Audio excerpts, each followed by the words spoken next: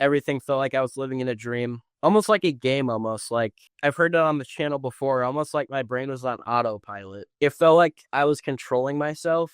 It felt like I was a character in a video game, moving myself. And there would be a few times where I'd catch myself like, how did I get here? Like, how do I know that I'm controlling myself? So now that you've recovered, is getting back to normal after depersonalization and derealization really getting back to normal? 100%. I mean, I feel like I'm living life like I was before. Like, oh, that never happened.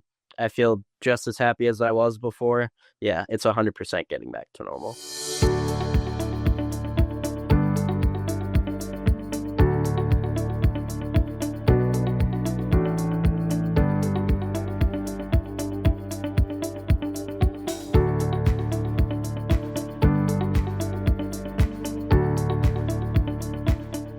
Hey everyone, I'm Shaun O'Connor, creator of the Depersonalization Manual, and today I'm speaking with Gabe Layden, 17 years old from Minnesota in the United States.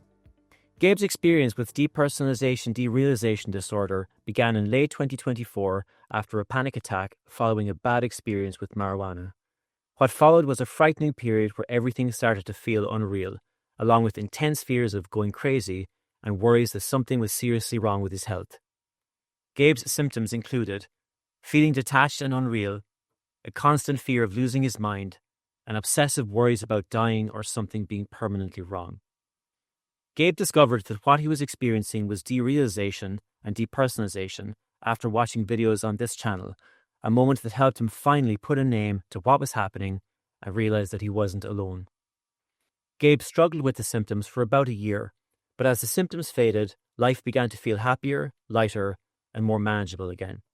And today, Gabe is back to living his life, going to school and work, spending time with his friends and family, playing guitar, and even wanting to help others who are struggling with mental health challenges. And today, Gabe is here with us to share his story, to show that recovery is possible, even after very dark moments, and to remind others that DPDR is temporary and it does get better. Gabe, you're very welcome to the channel. Thanks for being with us today. Thank you for allowing me to be here. That's great to have you on the channel. Gabe, can you tell us a little bit about yourself? Yeah, my name is Gabe Layden.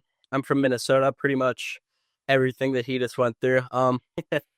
Ever since I started with DP, I don't know why, but after going through that experience, it's just been my goal to help others with like mental health and stuff similar to this. And my girlfriend and other friends, they have issues with depersonalization and derealization. Uh, so yeah, I try my best to help them, help them understand that it's okay and it's normal.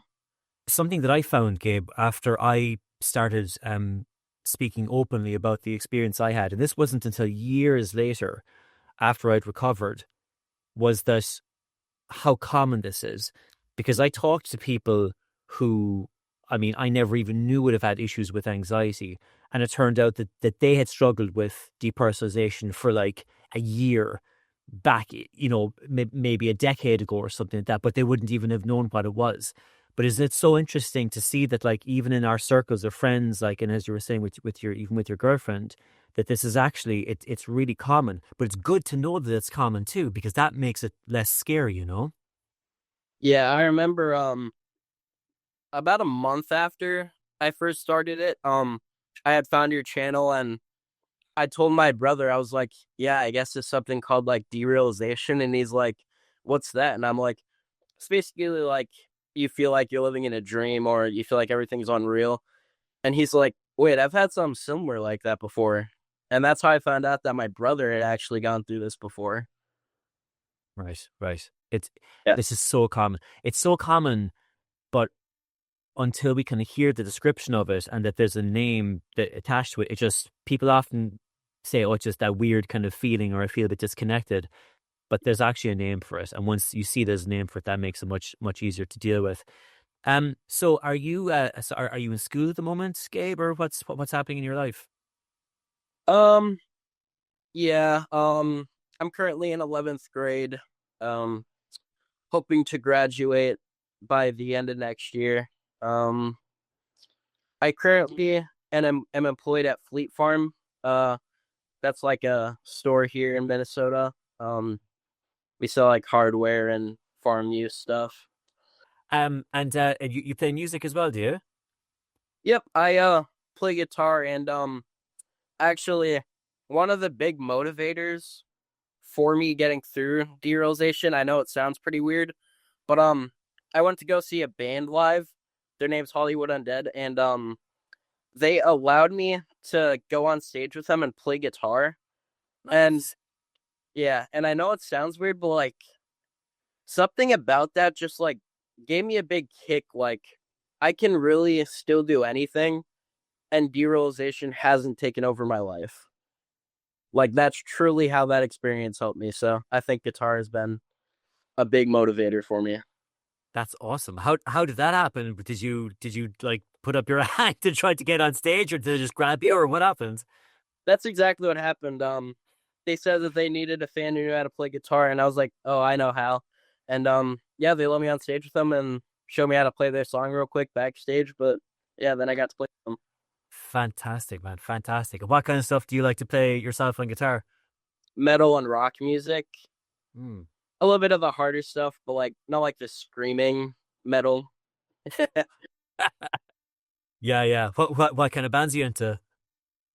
um, just a lot of the basics, like old school and new generation bands like Pink Floyd, The Doors, Mm. to anything like Slipknot and Korn. Nice, nice. Yeah. Oh man, listen, I was raised on Pink Floyd and The Doors and Led Zeppelin, Nirvana, and I played guitar professionally for. I mean, professionally, I played bar music, like, but I played at every bar in Cork and Kerry in the south of Ireland. Yeah, those are good bands. I'm going to see Metallica in June, actually. Oh, nice. I love Metallica too. Yeah, yeah, they're awesome. I've never seen him before. And the Black album, the one with like Enter Sandman and Unforgiven on it, though, that's like one of my first kind of like big kind of musical moments. Like, so yeah, that's cool, man. So Gabe, can you tell us a little bit about your experience with DPDR and how did it all start for you? The day was September 21st in 2024. It was my brother's birthday and we had gone out to dinner and I didn't really feel anything. Like it was just another normal day. And me and my brothers, since we all play instruments, we went up to his attic and he has a drum set. Me and my brother both play guitar. Um, we played music together, and once we all were about to go home, I had walked down the stairs and suddenly I started to get dizzy. Um, and then I just kind of went to sat on the couch because I don't know why, but I felt like I was gonna faint, which I've never had that before.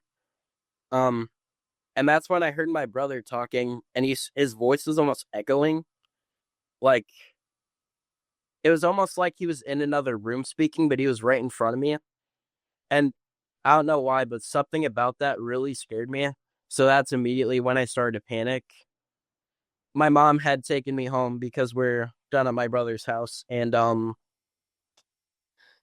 I just kind of went to my room and just started crying. Um, I don't know why, but immediately the thoughts kicked in like, what is this? What am I going through right now? Is this normal? I went downstairs to let my mom know what I was going through. And she was like, I don't really understand what you mean. Like, what do you mean you don't feel real? And I was like, I don't know. Just, I feel like I'm in a dream and I can't get out. And I was like, I'm worried I'm having schizophrenia or like I'm having psychosis right now. Um, and she didn't know anything about it. So she actually gave my brother a call. And my brother just goes, are you seeing or hearing things that aren't there? And I'm just like, no. And he goes, then you don't have schizophrenia. Um, but yeah, that was the initial panic attack that started it all. And that was my initial reaction to it. So that just kind of persisted for the next year, was pretty much those same feelings over and over. Weirdly, the prior week to that, I was hanging out with my friend and we had tried some marijuana, and I had something similar. I didn't feel unreal, but it was definitely a panic attack because I started to sweat. I started to worry because I had never felt that before. And I remember getting dizzy, but like I said, no feelings of unreality. Um, the next day I had thought back the next day after the panic attack, I had thought back to how it was exactly 1 week after and almost to the dot on the time from when I was having that panic attack a week prior. So I immediately kind of linked that and eventually realized that I believe it is trauma.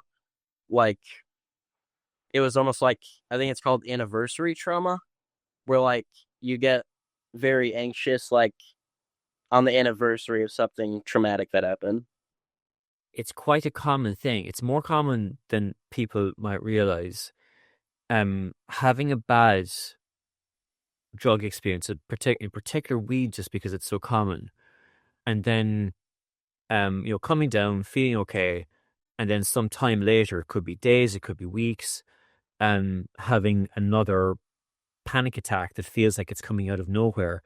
This is what happened to me as well. So I went to Amsterdam, smoked a joint that was way stronger than I thought it was going to be. This is 2005, and then a few weeks later, I was back home in Ireland and had a massive panic attack.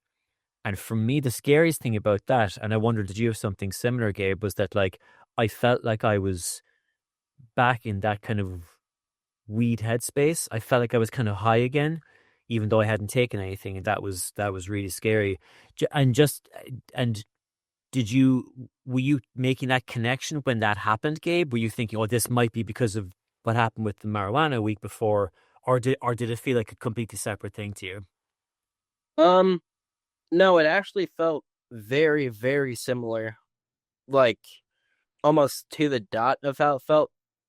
Um I think that's what triggered the feelings of unreality was because like I got worried that somehow I was still high a week after. I asked my mom, I was like, "Can you like still be high a week after smoking? Like can symptoms like come back?" And my mom was like, "No, that's not how it works." So immediately after hearing that, I thought something was wrong. So at that point, then, Gabe, so it's a week later. You've had this panic attack. It feels like you're still high, out of nowhere. Um, So what did that the rest of that evening look like for you? Did you manage to sleep that night? Did you try and go and see a doctor, or what did that look like for you? Well, the next day, me and my family were actually going to a concert. So I tried forcing myself to go to bed, but I couldn't fall asleep for like 2 hours because I was shaking very badly and all these thoughts were racing through my head. So I just couldn't go to sleep. Eventually I did, but the next day, I had actually asked my sister like if she knew what was going on. And she told me that she has that exact same feeling and she didn't know what it was either. She just said like she knew it was something with anxiety, but neither of us knew that it was derealization yet. But yeah, that's when the next day that I found out that my sister was going through the same thing. Wow, it's such a common experience. When I was at that point, Gabe, I remember the day after I had that panic attack, walking around and thinking to myself, like, okay, something is seriously wrong. But I kept thinking as well, okay, any minute this is going to fade away. Like, this is really scary, but like, I mean, surely this will just, like, I'll snap out of this any moment. Um, what was that like for you? Were you thinking something like that? Did you, after you talked to your sister, were you trying to research this, or did you go and see any doctors, or talk me through the next kind of days and weeks after that?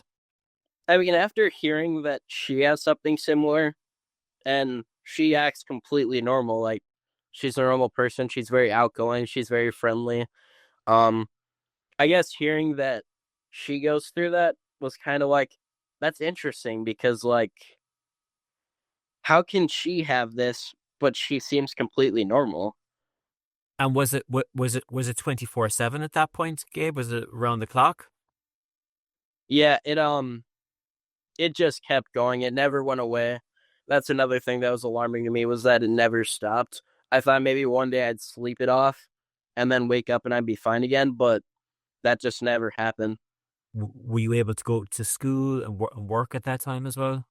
I was fine with work for about a month. Um, but then one day I had a really bad panic attack, and my boss was worried for me because I wasn't answering my phone. Like I was just in my room crying and laying on my bed, very scared.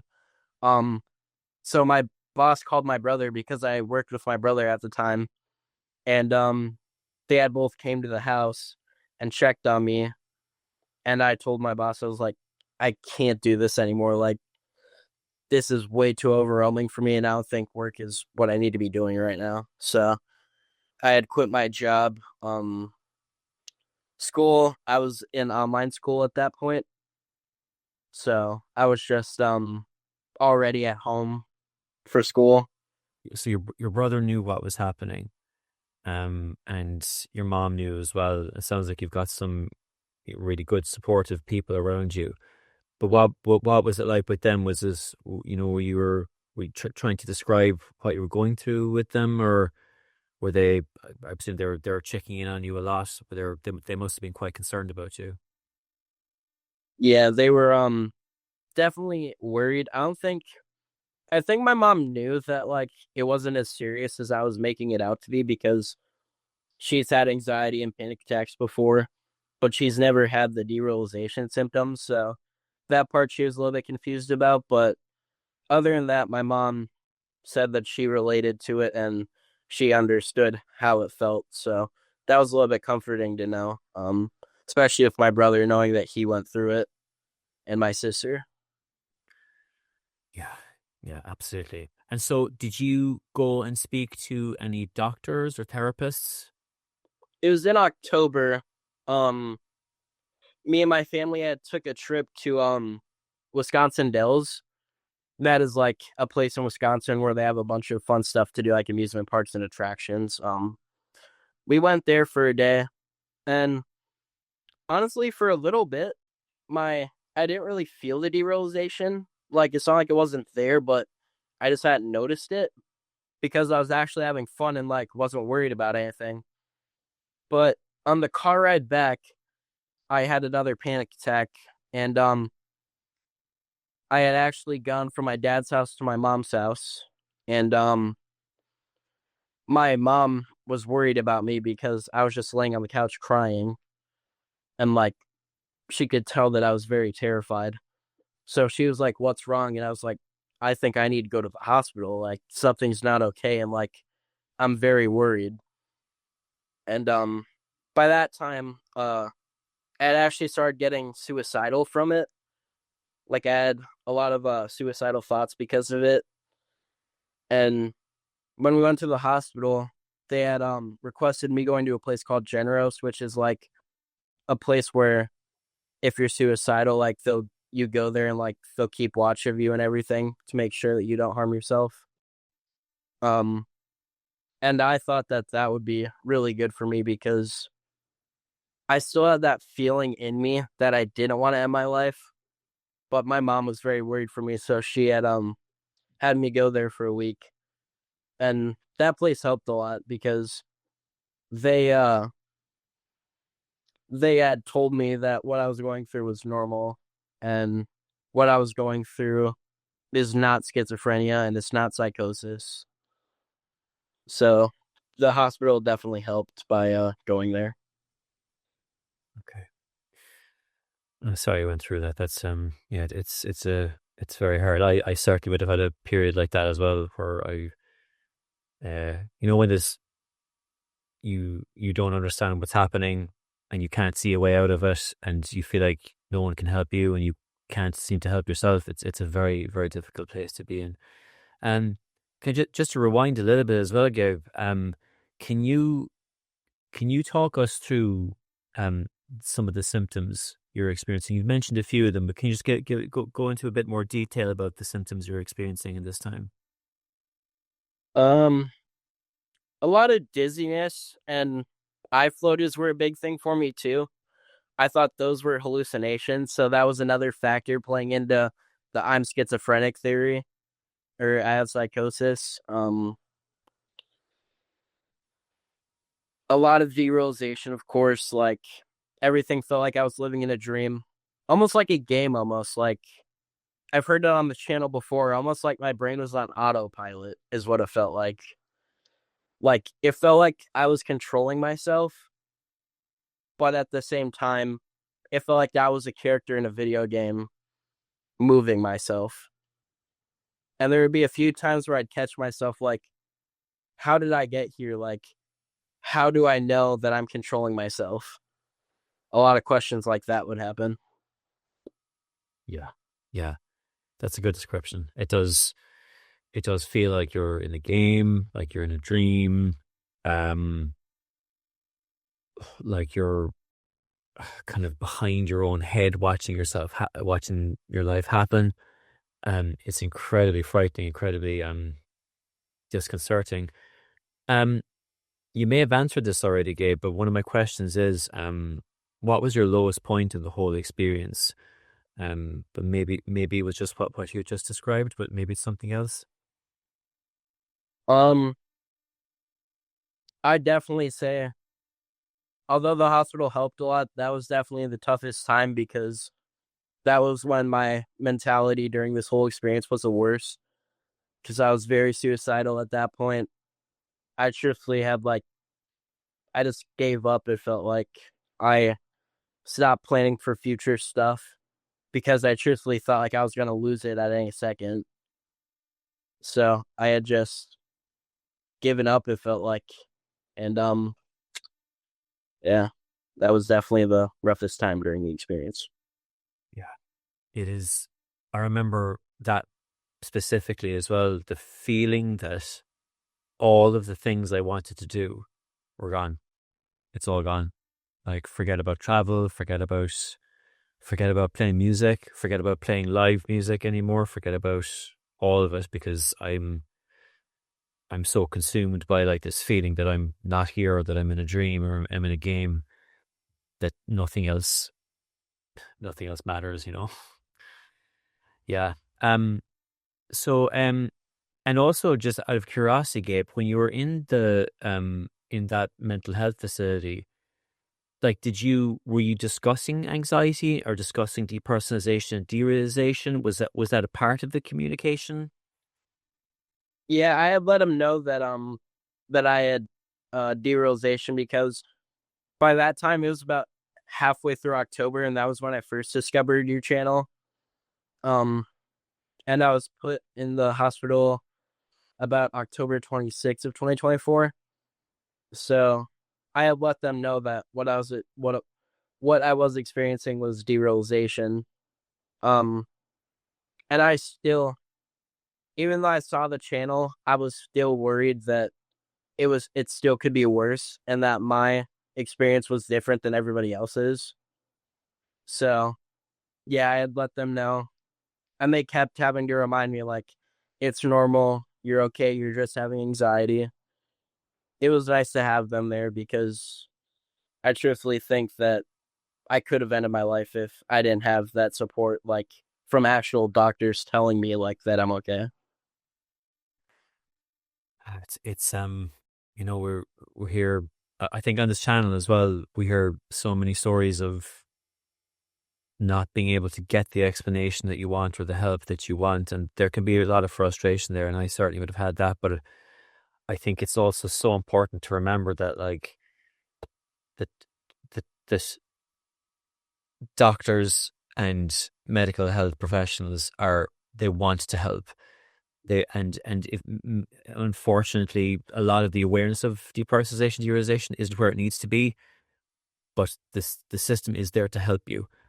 And it's really good to hear your description of your experience, Gabe, that like you were you were able to find that safety net, I mean, again, it also sounds like you've got really good people around you in your family who are able to relate to that and to support you. But that you also had a medical health system around you that says, look, we're gonna put you in this little kind of cocoon, and we're just gonna just kind of keep you here for a while just to make sure you're okay.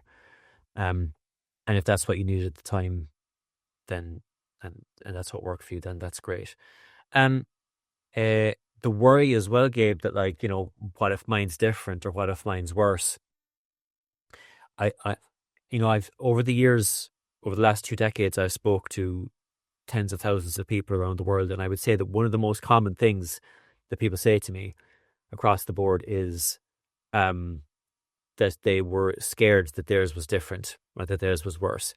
And I was 100% sure of that. I was 100% sure that my version of DPDR was different or worse. And okay, other people recovered, but mine's different, and I'm not sure I can recover. Eh, eh, Literally, everybody thinks that. If you're not thinking that, it's probably not anxiety, because anxiety is based on jumping to the worst possible conclusion.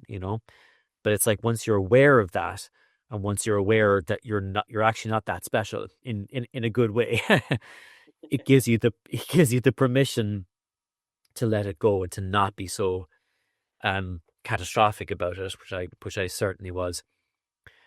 So with all that said, Gabe, um, how did your recovery start?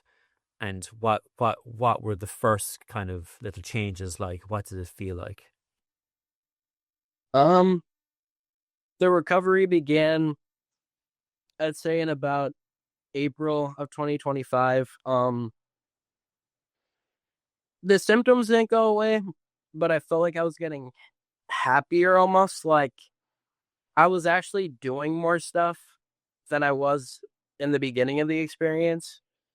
So getting out and doing more stuff would kind of like distract my brain and help me to look at life through a more positive way. Um, so getting out and doing more stuff was definitely one of the biggest things that I noticed. I wasn't as scared to go outside and I wasn't as scared to be around people during this because at that point I had realized it's normal and it's okay to go through it. So that was the first sign that I had. Mm. And did you find that the symptoms were starting to decrease in terms of, you mentioned like the visual symptoms like floaters and things like that? Were they what was your experience like with those? Um those didn't really go away at first. It took about like till August for the symptoms to actually like slowly start to fade away. Like I noticed myself feeling real again. I noticed myself just being happier. Like, yeah, I guess I just could tell that the symptoms were going away, but it was still there. So my anxiety was still there. But yeah, the eye floaters started going away. I guess I felt more in control of my life again. So now that you've recovered, Gabe, um, is getting back to normal after depersonalization and derealization really getting back to normal? 100%. I mean, I feel like I'm living life like I was before. Like, all that never happened. I feel like all that was just a blur, but now it's gone. I feel just as happy as I was before. I feel back to normal. I'm still my happy self. I'm still able to be here and I'm not crazy at all. Um yeah, it's 100% getting back to normal. Gabe, I got one last question for you. So there's going to be people watching this interview who might be around the same age as you, maybe going through a very, very similar experience to what you went through, maybe even triggered by a bad weed experience. Um, what advice would you have for those people for anyone watching this interview? I'd just say don't be afraid to speak out. Like reaching out for help was a big thing for me. Um and from what I can tell, like the more I was able to talk about it, and I've heard other people explain it too, like the more you're able to talk about it, the more I feel you'll feel more relieved because you'll hear other people's side of it. And especially like don't be afraid of going to a doctor. Like doctors can give you medication if you really need it for your anxiety. Like it's not a bad thing to go see a doctor. They're not there to be against you. They're actually there to help and they really will help if you really feel like you need to. Yeah, absolutely. And something that you had mentioned in your first email to me, and I said at the start of the interview, is, you said that after recovering, you feel like you want to also help others who are struggling with mental health challenges. And that's really wonderful. That's a really fantastic goal to have. Um, even as you said that when this first happened to you and you were able to have just that conversation with your brother, um, and your sister as well, is that right? Yep. Yeah. So, and thinking about how valuable those conversations were, just in terms of knowing, okay, other people have had this, and it doesn't switch it off immediately, but just starts to make it a bit less frightening. That just a problem shared is a problem halved, and when you know that other people have gone through something similar, it just makes it a bit easier. It just makes the path to recovery a little bit easier. So for you to then take your experience and then pay that forward in terms of helping others going through it, whatever in whatever aspect of life. Maybe you're working with someone in 10 years' time and you notice that they're feeling a bit anxious, but you can speak to them from that perspective of experience is going to be super valuable. So that's something that you'll have for the rest of your life. What a great thing to get from this experience. Yeah. Yeah. Gabe, it's been so lovely to speak with you, man. Thank you so much for taking the time to be with us on the channel. I've really enjoyed this conversation, and so listen, keep up the good work, enjoy life post recovery, and keep playing guitar. I for sure will. And thank you for everything that you helped me get through. Your videos really helped me a lot. And I truthfully believe that if I didn't find your channel, I wouldn't have gotten through it. So I really appreciate your help. I'm so happy. I'm so happy the content was helpful, Gabe. It always makes my day to hear that it's been useful. Okay, great to meet you, Gabe. Enjoy the rest of your day and take care. Bye bye. Thanks. Bye.